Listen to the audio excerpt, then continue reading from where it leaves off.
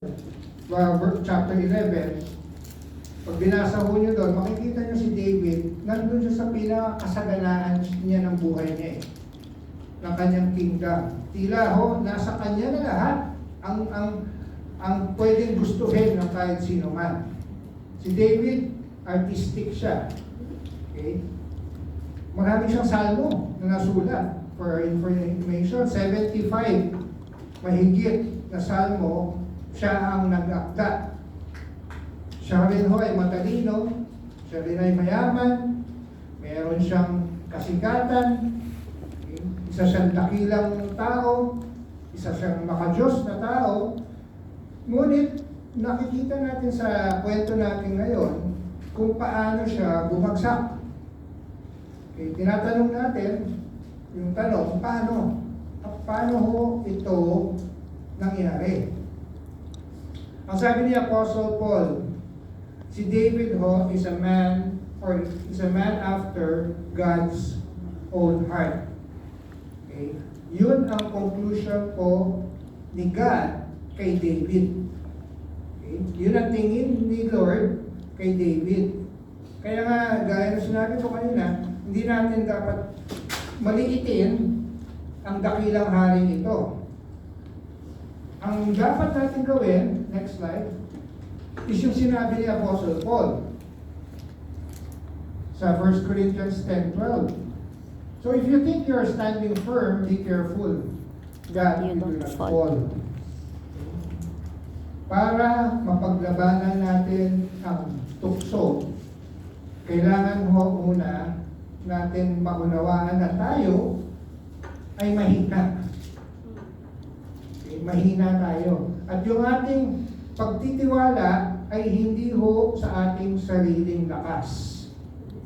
Kung hindi po, kundi mula sa Diyos. Okay, mula sa Diyos.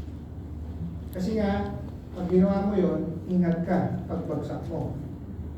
Okay? Hindi naman nagising si David ng isang araw at bigla na lang niya sinabi, ngayong umagang ito, palagay ko mag-a-adultery ako. O palagay ko maya-maya papatay ako ng isang lalaki. Hindi ho, ganun. Okay? Karaniwan ho, may isang proseso yan. Okay? Pag nahuhulog ho tayo sa kasalanan, actually, may pababang proseso. Dahan-dahan ho tayong dadalhin ng kaaway.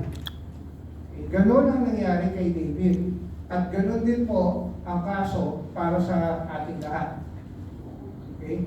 Meron ilang mga usapan na gusto ko ipakita ngayong hapon. Next slide. Okay, para mas malinawan tayo. At yung una rito ay yung conception of sin. The conception of sin. Kapag sinabing conception of sin, hindi pa ito nagbubunga. Okay? Hindi po ho ito napapanganak. Kumbaga sa halaman, nagtatanim pa lang. Okay? Nandun pa lang yung seed. Kailangan nating maunawaan na may ilang impluensya na naging dahilan para maging madali para kay David na magkasala. Okay? Tayo rin, we should all be aware of this para sa sarili nating buhay. Okay? At yung una ko doon sa losing the conception of sin is losing yung ating sensitivity. Yung ating sensitibo sa kasalanan. Okay, sa Samuel, chapter 5, verse 13, nandiyan din mo ata. Okay, verse 13, sabi ho doon, David married more concubines and wives, and they had more sons and daughters. So, marami siyang asawa. Diba? Sa Deuteronomy chapter 17, meron hong isang listahan doon. Ano yun guidelines yun para sa isang hari sa Israel. Okay? Para maging hari ka, nagtakda ang Diyos ng mga requirement para doon sa taong yon. At sinasabi ho doon, na ipinagbabawal sa hari na kumuha ng ekstrang asawa. So sa madaling salita, para kay David, kasi siya yung hari, nagdi-disobey siya. Okay? Hindi niya sinusunod yun.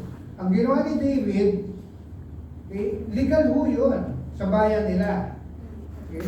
Inaalaw ho yun, for your information, sa Israel noong panahon na yon. Pero para sa ordinaryong tao, sa masa. Okay? Katanggap-tanggap po yun.